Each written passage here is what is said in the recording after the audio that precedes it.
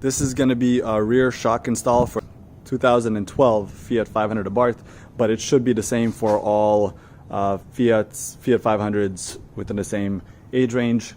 We're going to be installing these gas adjust KYB gas shocks. From what I read online, these are supposed to be comparable to the Konis, similar compression rates, I guess, but they are way cheaper. To give you an idea, Konis cost around 200 something. These were like $30 each. From what I read, from what I understand, these are not supposed to be for this car. They're supposed to be for Corvettes. But somebody figured out that these can fit because they're pretty much the same size, same compression rates as what we need. But the only thing is that these holes don't really work with our cars. So you are going to have to order extra parts. So these sleeves are going to go in here. We're going to have to cut them to size, and then that's what's going to give us the whole diameter that we need. So that's for the bigger one, and for the smaller one, looks like I'm going to have to use 4 of these in here. The whole thing, 2 shocks, and these cost me a little over $100. These are not the sleeves that I found in the original threads that I was reading, but the original suggested parts were not available, so I got these. And I'm gonna leave links to all this in the description below. Also, tools that we're gonna need. In addition to, if you watch my other video on how to install lowering springs on this car, it's gonna be the same tools, but I'm also gonna need probably a hacksaw or like an angle grinder to cut these down to size. Pretty sure it's gonna be a very easy install. If I remember correctly from my lowering spring install, I just jack the car up, undo the 2 bolts, pull them out, put the new ones in. They come pre-compressed with this strap on, so I guess the idea is pop these in, bolt them up, and then cut this. So we're gonna see how it goes. Okay, got the car in the air, got the wheels taken off.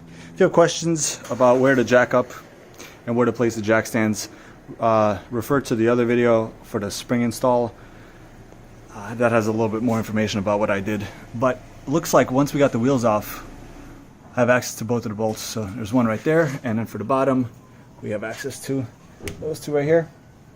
So what I'm thinking is, I'm gonna take the jack, put it under there, just so it doesn't like spring down on me or whatever.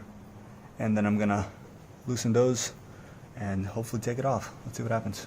Okay, I'm gonna handle this one first. That bolt right there looks like it is a 14, and it's got a lot of points. So I'm gonna be using this socket, and like I said in the other video, you want to make sure you're pushing towards the bolt so it doesn't slide off and slip off. Also, I want to mention this ratchet. You can get a Harbor Freight. It's freaking amazing. It extends, so you can get a lot of leverage, or you can make it small again and then get in tighter places.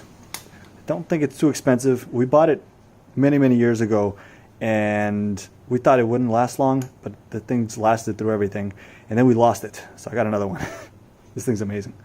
Okay, I got the jack holding this up. I got this bolt kind of loosened up. Now that the jack is supporting it, I'm going to take the bolt out all the way. Okay, I got this bolt off. As you can see, the thread is pretty long. So what I did is I just kept on unscrewing it, and then it came out completely.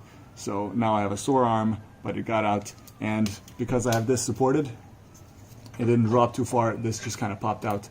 So next thing is undo that bolt up there. I'm going to figure out what size it is and get that up. Alright, 15mm bolt, and looks like it's coming off pretty easy. That's it. The nice thing about these is top one and the bottom one, the other side is welded in, so you don't have to hold it or anything, you just pull these out. Cool. So shock is out, and now let's compare these sizes and see what we have to do. All right, now that I got both of these out, I'm looking at them, and the bottom looks like it's the same exact width, so we're good with that. I'll just have to put the sleeve in and cut this. Be good to go. But the top, nobody's mentioned this on the forums. This width is a lot wider than this width.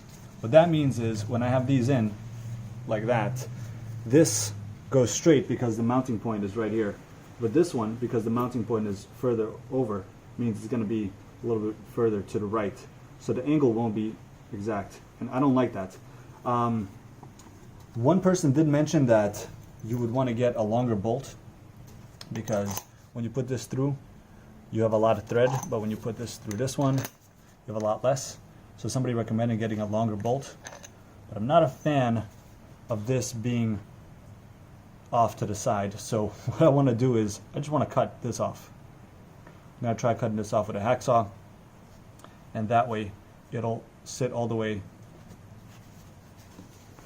to the right, and it should match this one.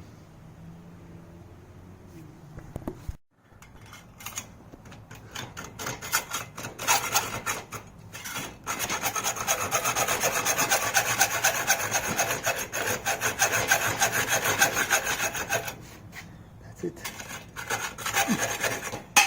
Woo! All right, got it cut off. Now let's compare it to the old one. So I cut one side off to match the old one. If we look at the mounting positions, that is pretty much spot on. So again, what I was trying to avoid is, because this mounts right here, so let's line these up to the edge here.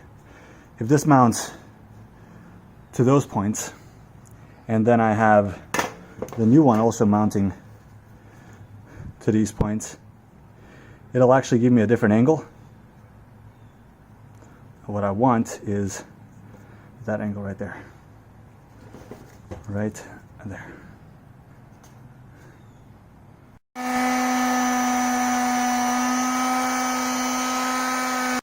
Alright, so now looking at the old shock, strut, whatever, you can see how much thread it's got over here. Now that we cut this one off, we got a good amount of thread, so I don't even have to cut this side off. I'm pretty happy with this. I'm gonna go ahead and install it. Alright, so this is now when I'm putting in these little spacers, because this hole had too much play. So I popped one in right now. I'm gonna pop in a few more. And my glove. Let's see, I think 3 should be good now. And now when we bolt this up, it's pretty good. There's still a little play, but again, you need a little play. You can't have it in too tight, you see? We're good.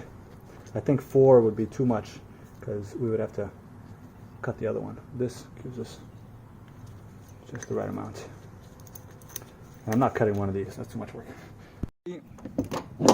Alright, and we should be able to fit it in, no problem.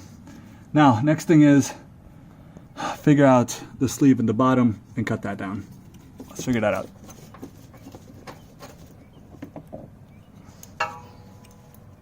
Alright, for the sleeve, I'm going to stick it in here, make it flush over here, and then I'm just going to put this tape on this side, around.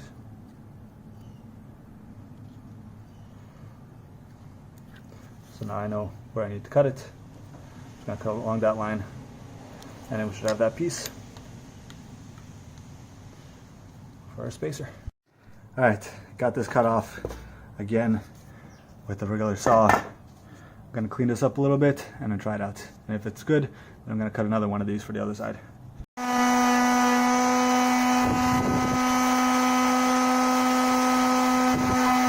Alright, there it is. It's good. Perfect size. Okay, I got this one in there, kind of finger tight. Now I want to get these lined up. So to do that, I'm going to jack up the whole suspension assembly and have it lift up to where I need it.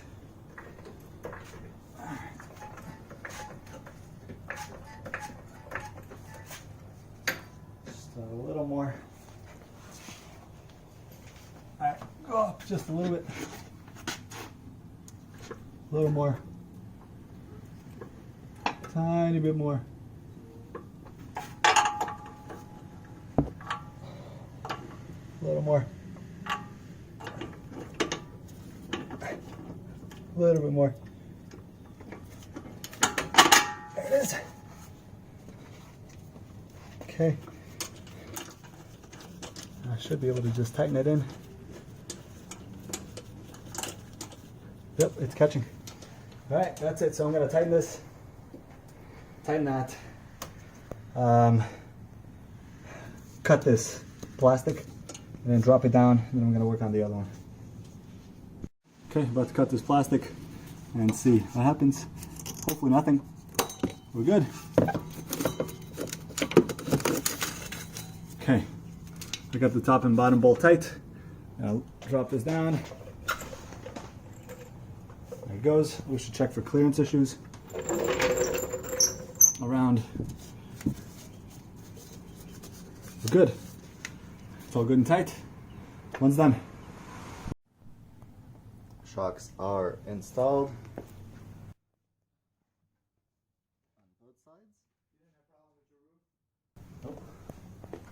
Longest part was cutting the metal.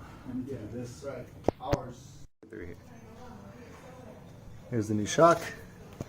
Let's see if there's anything weird. I'm not seeing anything weird on that side. no clearance issues. No clearance issues.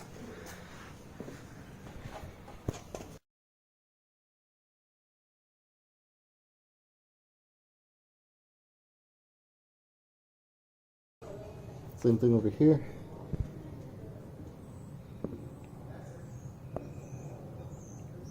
It looks good.